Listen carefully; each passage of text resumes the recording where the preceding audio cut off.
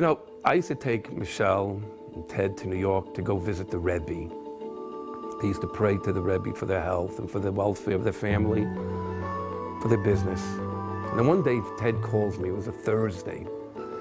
He says, "Rabbi, I just took my daughters to the Rabbi, and I prayed to the Rabbi for my good health, and I should make lots of money to give you for charity. And I promised to start putting on those black boxes.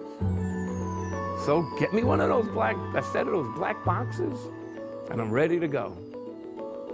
I go, whoa, okay, that's a commitment. You built this beautiful business to produce this wonderful life for the girls, and then you got sick. Oh, God. God, this brings such strong emotions back. This is because when you love someone so much and you're connected to them and they're sick, you feel for them, you feel for their family.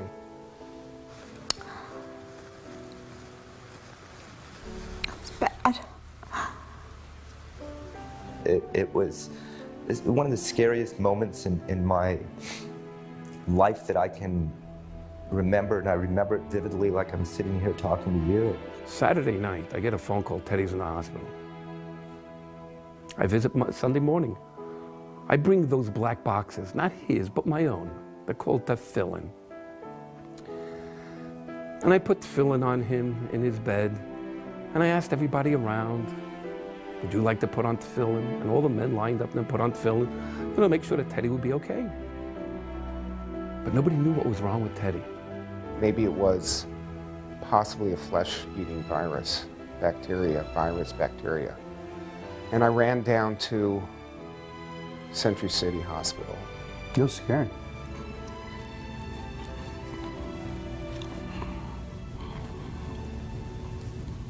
Because you didn't know if he was going to pull through. And I walked in the room, and he was all swollen. He didn't even look, you couldn't tell what was what. The next day I came with his tefillin. They came in the mail. But he was out, he was sleeping. So I used his tefillin and I put on everybody in the room, whoever wants to put on tefillin. And he has a lot of good friends that were willing to pray for him. There were so many people from so many walks of life praying for him. And the doctors, the Michaels and Ira, they were all there praying and crying because they thought they were going to lose their best friend. Teddy's been there for all of us so many times. There was no other place any of us would have been, should have been, could have been. I pray every day so hard that, Teddy gets well. Tuesday night, I'm in the middle of my Torah class, and I get a phone call from Michelle. She says, "Rabbi, you got to pray for Ted right now." She says, all the doctors from all the hospitals, they're going to be taking some skin. They don't know what it's all about. So they're coming from Kaiser, they're coming from Cedar Sinai, they're coming from all over, because this is something that they never heard of before. Virtually all of the friends of mine who were taking care of Teddy came up to me and said, "There's a 50% chance he's going to die from this crap, from toxic shock," and that scared me, and bad. And I remember going home that night and bawling like a baby that it was possible we were going to lose Teddy. Thursday I come in, the nurse goes and says, "No, you can't come in. He's too sick." I said, "Too sick? Wow. What's wrong?" Then all of a sudden I bump into his doctor. Michael, what a great guy. And he comes over to me and says, "You see Ted?" He brought me in. He said, he overrid the nurses. He says, "You see Ted?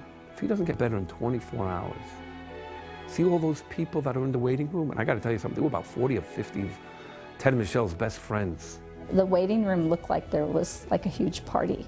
There was trash. It looked like must have been 1,000 people in that place. I'm exaggerating, okay, maybe about 50. And he said, that's how many people are going to be visiting Shiva every night. My head goes and says, Shiva? No, he just went to the Rebbe. He just prayed for his health to put on tefillin. He ain't dying. But I left there and I saw Michelle's eyes, all lost. But I remember leaving that hospital every night, wondering how I was going to do this with 3 little kids. And I really couldn't deal with it. I was a basket case. I was trying to be there to support Michelle and support the family. I go home and I say, this does not make sense. A man goes to one of the holiest rabbis in the world. He gets a blessing for health. He gets blessing to put on tefillin. My head said, he's not dying. There's something wrong here. And I remember sitting by my computer to send off an email to the Rebbe in New York. And all I can see is Michelle's sad face and everybody around, like consoling her to be ready for the worst. And I'm saying, that room is killing her. The rabbi would say, Michelle, get rid of anybody who's got one negative thought. But of course, the doctors are, you know, he's in ICU, nothing's getting better. So of course, people, I think, tend to be dreary or think that it's hopeless. Ted, a lot of people don't know, but he donates a lot of his fruit to a lot of charitable organizations.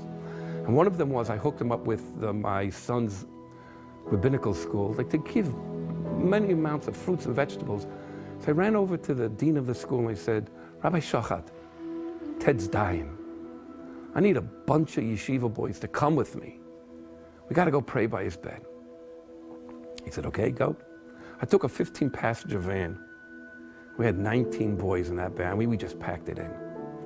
And it was a funny scene because when we came to the hospital, we all packed into one elevator. You ever see, you know, like the little car with the clowns and they just keep on coming out and coming out? When the door opened up, you were able to see Michelle's face and everybody in the waiting room. And she goes, Rabbi, because she was so happy to see me. And then all of a sudden she sees a bunch of black hat and jacket guys come right behind her. She goes, he brought the cavalry. And I said, Michelle, are you positive that he's going to have a miracle? He goes, yes. I said, boys, come with me. Without permission, I just went straight into the ICU. I didn't even put on gowns on everybody. I went straight into his room and I closed the sliding door. And it literally was not an inch to move.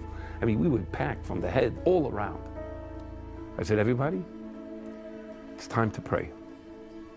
They took out their book of Psalms and we prayed. Then I looked at everybody and I said, guys, the Rebbe taught us that if we have to think positive and it will be positive. Teddy's not going to die.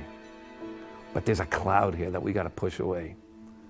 Let's start singing a song that we would sing as if we're carrying a Torah on the great holiday of Simchas Torah. And the boys looked at me like, we're in ICU. Are you nuts? I said, guys. And I started going, ay, ay, ay, ay, did it, ay, ay. I started singing. And they started whispering, ay, ay, ay. I said, guys, his life is on the line. And all of a sudden, we started singing. I got up on a chair, and I go, did it, ay, ay, did it, ay, ay, did it, ay, ay, ay. All of a sudden, this room, this noise. I mean, the guy next door had a resurrection of the dead. There was so much noise going on in this room.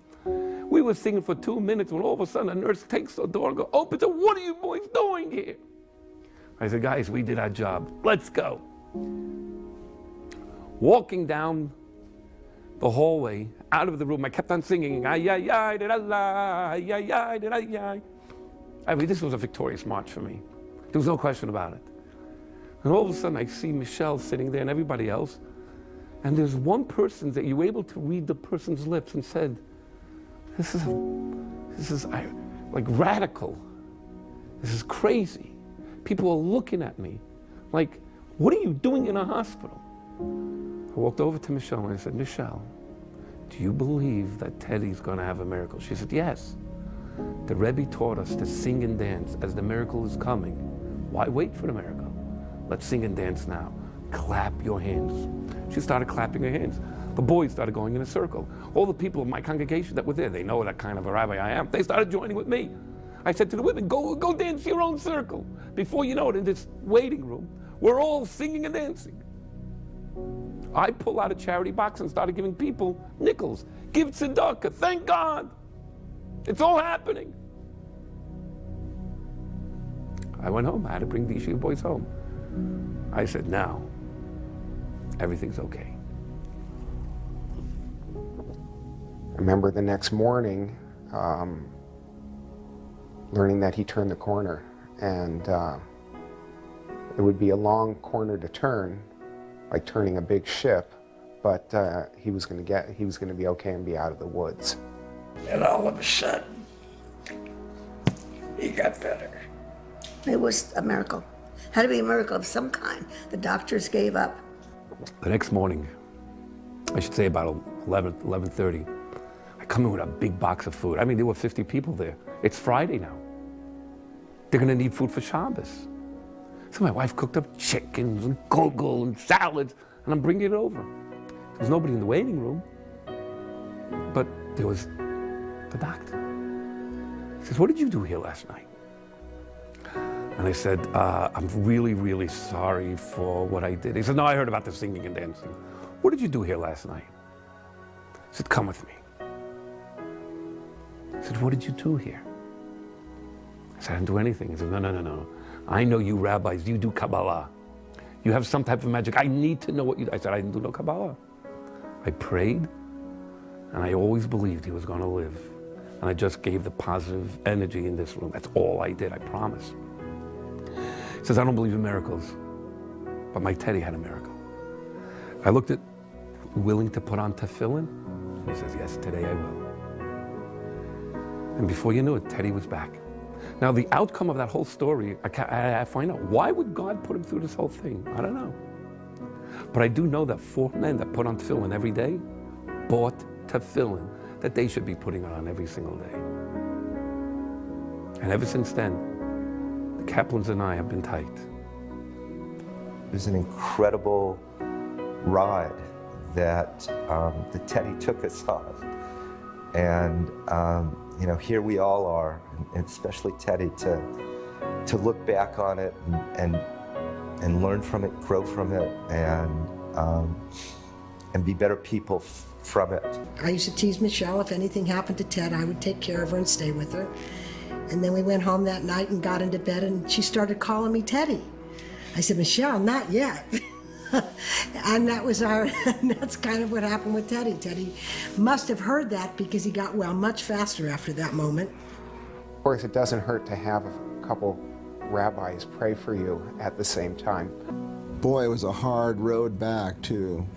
But Teddy's beat a lot of things, like hepatitis C. He went through that whole interferon treatment for a long time. He's a strong motherfucker. You're what they call a stalker. Okay, you beat the odds. You're a cat with 104 lives. After your illness, I was so grateful. I could not believe that God had given us a second chance. There's definitely angels above watching. How lucky, because we are very, very lucky. But I always had good thoughts. I always had thoughts. And I knew somehow he was going to be okay, even when it was very, very touch and go. I was one of those people that said he's not going to die. And I was not going to let it happen. Not that I'm God, but I was going to do everything that I believed in to make that happen. Thank God he's great today. And the two of us, the two families, I mean, we are tight. Beautiful, beautiful people. L'chaim. Yeah.